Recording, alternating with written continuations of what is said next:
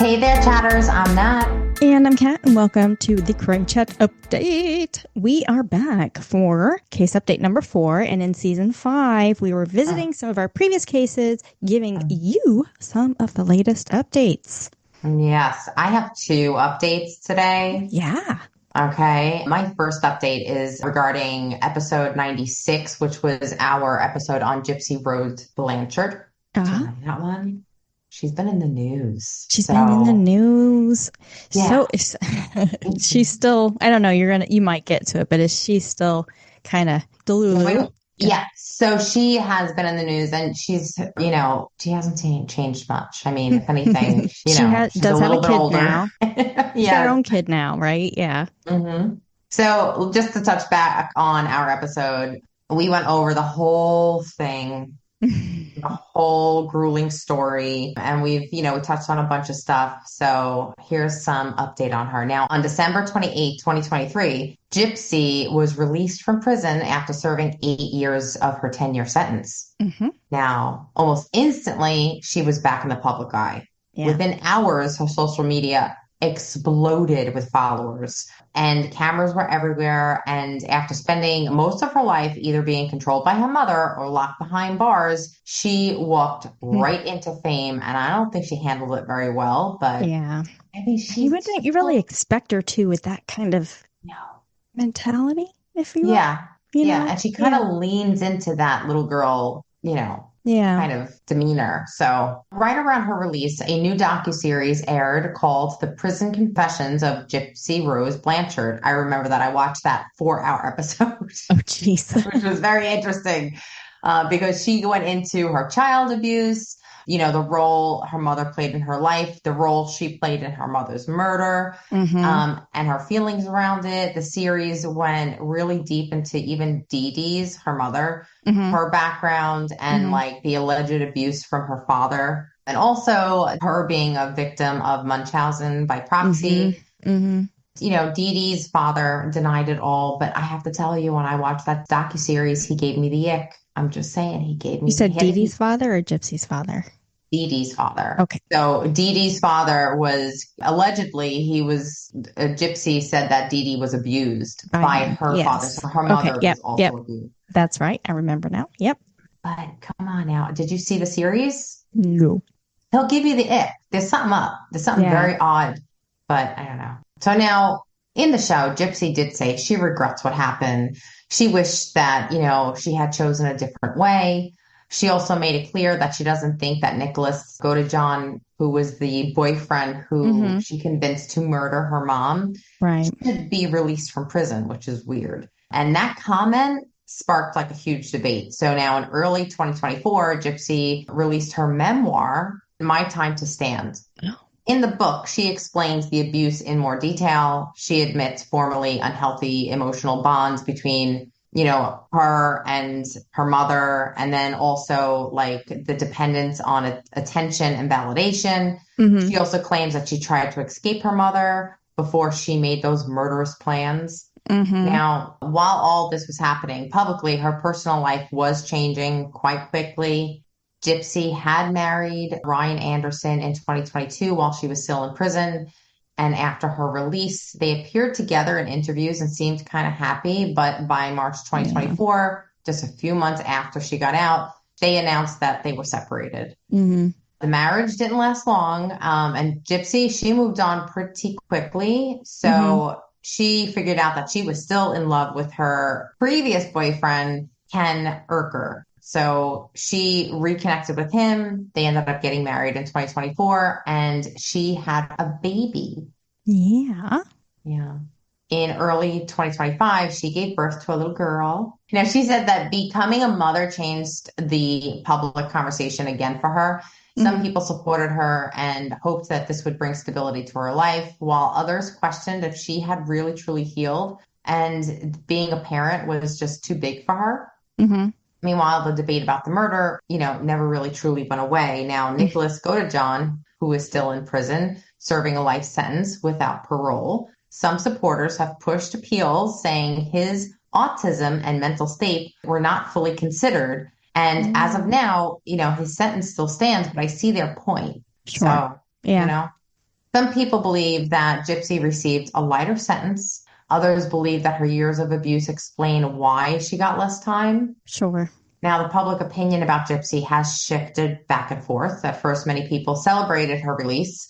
She was even seen as a survivor, but as she did more interviews and gained millions of followers, some critics said that she seemed to be enjoying the spotlight a little too much. Others argued sometimes she downplayed her role in planning the murders. Eventually, the attention became overwhelming. By mid-late 2024, Gypsy reduced her social media presence. She said the constant criticism and pressure were too much. She stated she wants a quieter and more normal life. Sorry. I don't know how you're going to get that. You murdered your mother. So I don't then know. you threw yourself back out there. Like, right? You know, you've invited people, maybe not initially, but after her release, and then even while she was in prison, because wasn't she on like Life Behind Bars too? Yeah. So like you're inviting people into your life. Yes. And that's the thing about her. I truly think that if Bravo came out to her and said, listen, we want you to be one of the housewives in whatever location she's in, she would jump on that chance. Sure. Yeah. So like, I don't know. I don't think it's going to take her a long time to learn how to adult, you know? But then again, I mean, she, based on like her background and everything that's happened to her, I don't know. So as of now, she is focused on motherhood, therapy, and building healthier relationships and support systems. She seems stable and at peace. Whether that's possible after becoming one of the most famous true crime cases in recent history is another question. Yeah. Today, the story is no longer about Munchausen by proxy, even though it's called something else now. You mentioned that in that episode. You corrected that title. It was something else. I did? Yes, you did. Alexa, what is Munchausen by proxy called today? Munchausen by proxy is now called factitious disorder imposed on another, FDIA. Yeah, factitious disorder. Yeah, her story is no longer about that. It's no longer about abuse. It's no longer about murder. Now, the bigger question is, can someone be both the victim and the murderer? Is that possible? I guess it is. Yeah. Either way, we're never going to have any answers. She's kind of moving on. And, you know. Well, I mean, I kind of, as you pose that question, it kind of makes me think about domestic violence survivors who murder their abusers. They are a victim, but then also there's that right to self-defense. I mean, she essentially, it could have been stretched maybe a little bit more, but that was an act of self-defense as well. Yeah. The plotting and everything was probably a little, the premeditation behind it. But yeah, I don't know. That's interesting.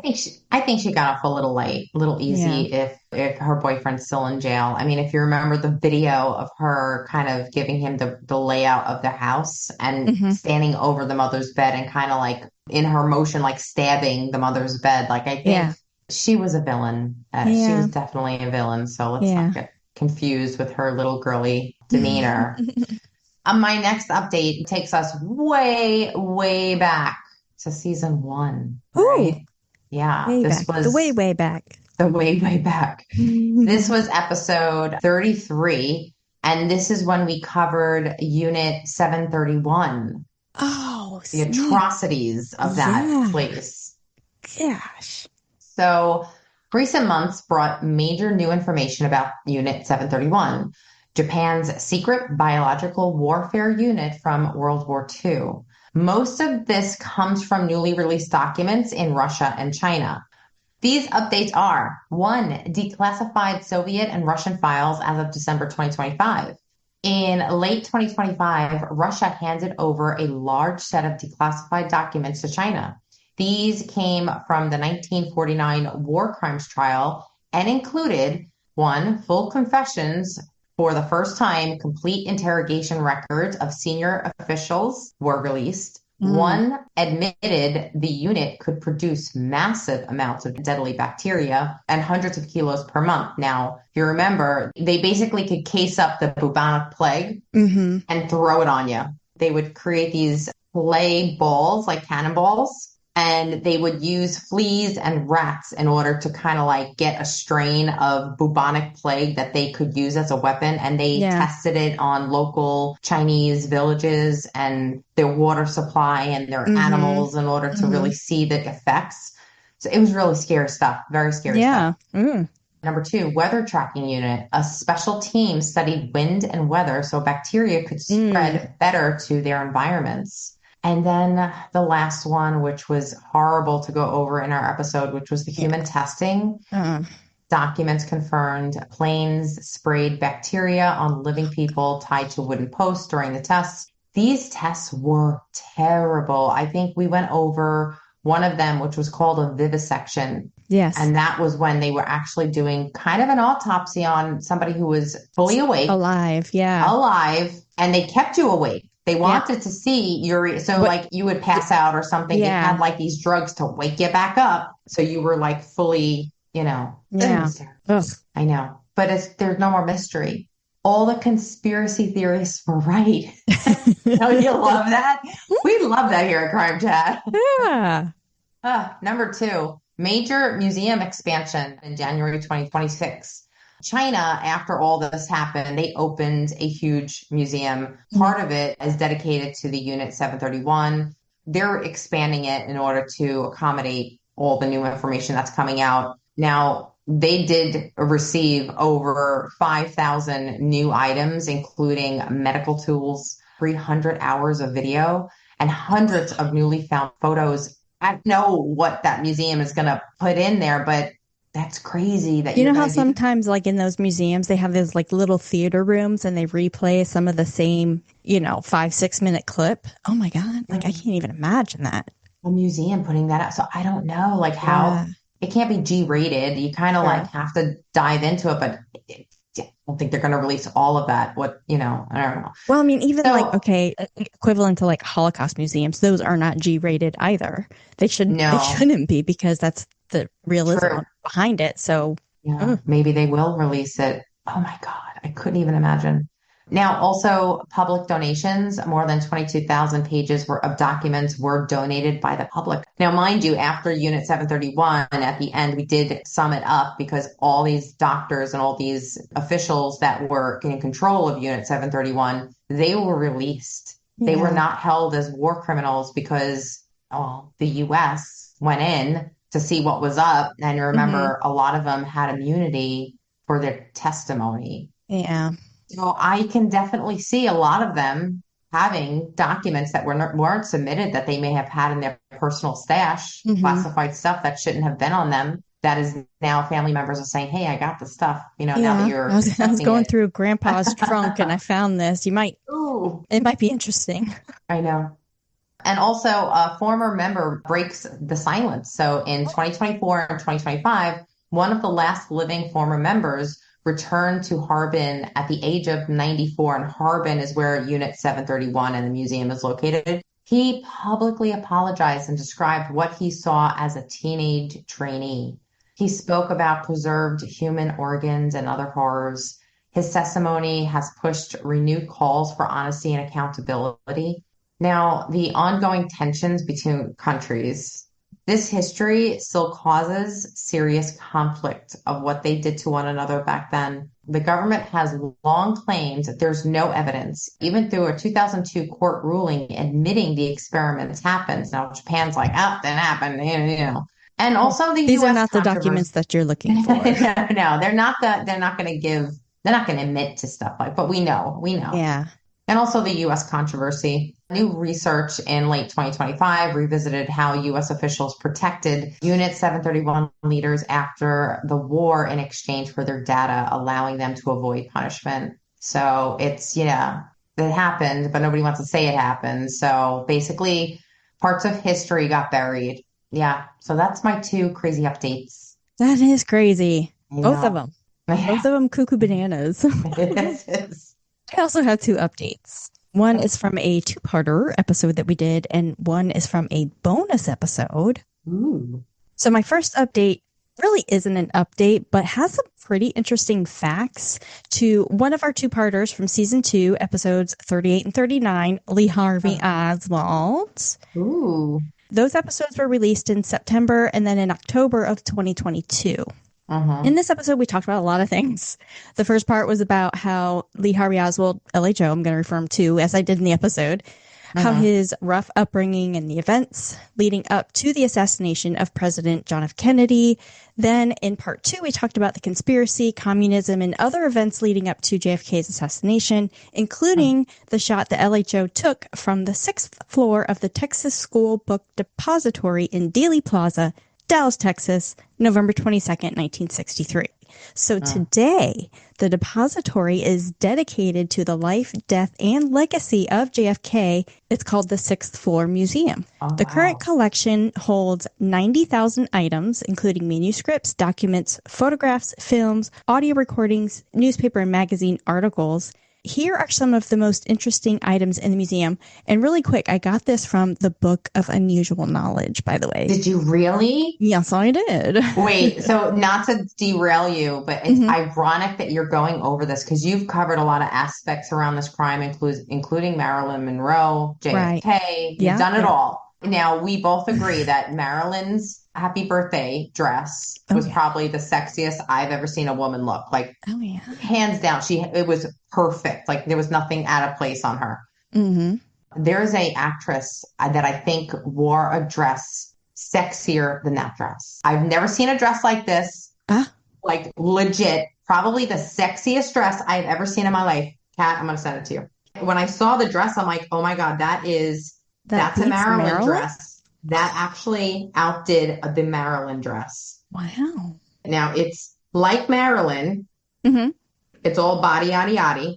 It is completely, it's see-through. Look at that dress. Okay? Yes. That's Sydney Sweeney. Her body is Marilyn-esque, right? Yeah. Is that dress not as sexy as that night from the happy birthday? Yeah, for sure. Right? Yeah. She's like showing her nipples and everything. I know. Chatters, check it out. Sydney Sweeney, silver dress. I know. Sorry about that. That's okay. Well, back at the 6th Floor Museum, here are some of the most interesting items that they have. 1, the Abraham Zapruder collection. It contains the world-famous 8mm film of Kennedy's motorcade just before, during, and after the shooting. The institution holds the copyright to 3 of the 4 known home movies that captured the fatal shot. The next one is the Orville Nix collection. It contains a film of the motorcade shot from Dealey Plaza, the opposite angle of the Zapruder film. Okay. The third one is the preserved Sniper's Perch.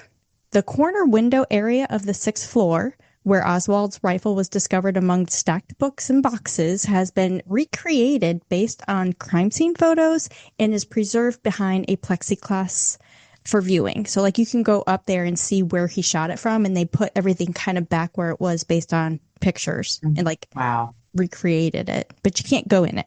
You just can only see it. Yeah.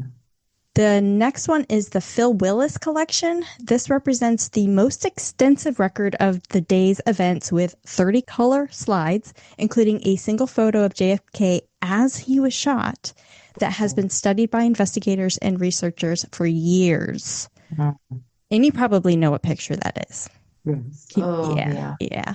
And then the fifth one, the last one, is other unique artifacts include Jackie Kennedy's handwritten letters to John Steinbeck, the blood-soaked shirt of Dr. Robert McClellan worn while attempting to resuscitate the president, and then white X marks painted on the asphalt of Elm Street, which indicate where the bullet struck. They could be viewed from the museum windows. Okay. Like, you can look down and see where the bullet struck on the road. Crazy. Beyond the exhibition, the museum acts as a dynamic space to educate future generations and foster dialogue, providing a somber, fact-based reflection of the event. And despite its macabre exhibits, the museum continues to be the second most visited historical site in Texas, behind the Alamo, proving that the legacy of JFK and the public's fascination with the circumstances surrounding his death are eternal. Oh, I remember one thing that you said during that case with JFK about Jackie having to wear that dress the entire time covered in his blood. Yeah, when Johnson was sworn in, she was in that pink outfit. It still was blood soaked. Yeah, when she was there on Air Force One when they did the swearing. Yeah. Well, the second case update is an interesting theory and link to a recently deceased celebrity. Oh, okay. In one of our season 4 Into the Unknown series, we covered Creepy Ass Dolls, episode 133, which came out in May of 2025.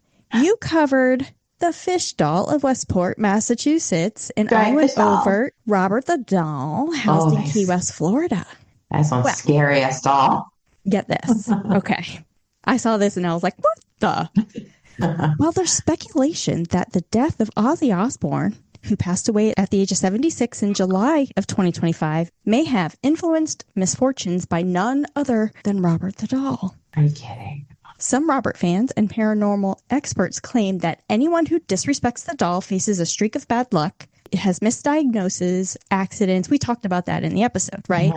Yeah, he's a petty bitch, Robert the Doll. Yeah. What was it? Post Malone is one too? Yeah. Yeah, Post Malone went on Joe Rogan and was like, this is what happened to me and my plane crashed. Don't fuck with Robert the Doll. Well, reportedly, okay, Ozzy's youngest son, Jack, confronted Robert the Doll at the Fort East Martello Museum, mocked him, made farting sounds during filming of Ozzy and Jack's World Detour. In the months following, Ozzy suffered multiple health setbacks, including a Parkinson's diagnosis and a fall at home that worsened pre-existing spinal injuries, eventually requiring surgery to address his back and his neck. In 2020, Jack allegedly gave Ozzy a replica of the Robert the Doll, and apparently Ozzy's response was, quote, "Just look at what has gone on with me. You think this is a joke?" End quote. And later, Ozzy tried to destroy this replica doll with explosives, but one source said that had very little effect. Oh, that's eerie. I would punish. Oh my God, Jack, why would you do that? Right. Why would you give that doll as a gift? Oh my God. Well, okay, so I don't know if this has anything to do, but have you seen Kelly Osbourne in the news lately and how she's being criticized for her weight? Yeah, well, is there something wrong? Because she is very, well, she was on Ozempic or GLP-1 or something. Yeah. I hope she's okay. Yeah. I just saw that recently. I don't know the whole detail, but I do know that she was being criticized. Maybe her experimentation with this went a little too far because of Jack's misfortunes. Oh. And mocking of Robert the Doll. Jack. Well, David Sloan, a Key West paranormal guide and author, says that Ozzy was the second recent individual whose death appears to be connected to Robert the Doll. He also said that the story has fueled debates on whether the doll's influence was real or coincidental, adding to its sinister reputation and fascination among the fans of the macabre and the paranormal. So what do you think about that? That's crazy. I'm too afraid not to even, I'm not going to. We're all good, Robert the Doll. I'm not going to insult it. Yeah. I don't know. What was Jack thinking? I don't know. I understand, you don't believe in it, but don't disrespect. You don't know. Yeah, I don't know. I wouldn't want to push that envelope. No. Yeah, okay. Well, those are my 2 updates. It's crazy. Oh my God, that was a good episode. But yeah, when you think about what do they call that? When something is haunted, like The Conjuring, when there's a doll haunted. I think there's an item haunted. Annabelle, of course. Crazy yes. Stuff. All right. Well, Annabelle had her own little circumstances. She escaped, didn't she? Well, she quote unquote escaped, and then the museum said, "Stop the conspiracy. Annabelle is back. She's home." And then shortly after that, he died. Wait, is that the guy from Paranormal Hunters that died? Mm-hmm. Mm-hmm. Oh, that's it. Yes, I did hear about that. Yeah. What's the lesson, people? Stop messing with the dolls. Come on now. All right. Well, thank you for that. Okay. Well, I think that wraps up updates number 4. Yes. Now, remember to follow us on all of our socials so you can get the scoop on what's coming up next. Yeah, and our next season 5 episode is coming up next Saturday, March 14th. It's Natalie's story, and it's going to be an interesting one. Yes, I asked Kat to do a real fun intro. You don't want to miss it. All right, we'll see you at the Crime Chat. Bye.